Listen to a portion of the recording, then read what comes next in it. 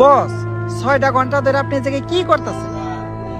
এই ক্ষুধার্ত সিংহ গত 3 মাস ধরে ঘাস আর পাতা পোতা খেতে খেতে ক্লান্ত হয়ে গেছে, তাই মাছ শিকার করতেছে। কিন্তু বস এনে সিংহ ডাকেরা। জলদান্ত সিংহ তোর সামনে খাড়াই আছে, দেখো না? খাড়া একটু সিংহের মতো গর্জন দিয়ে দেখাই। বস কেমন করেন না, সিংহ কম শোর বেশি দেখা যাইতেছে।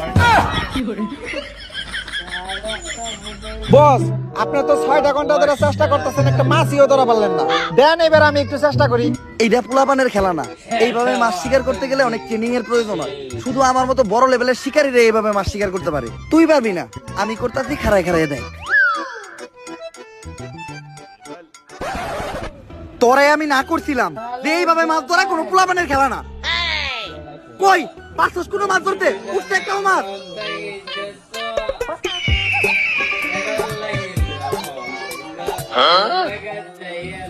যাক, মাছ শিকার করা আমার কাছ থেকে শিখাই গেছস।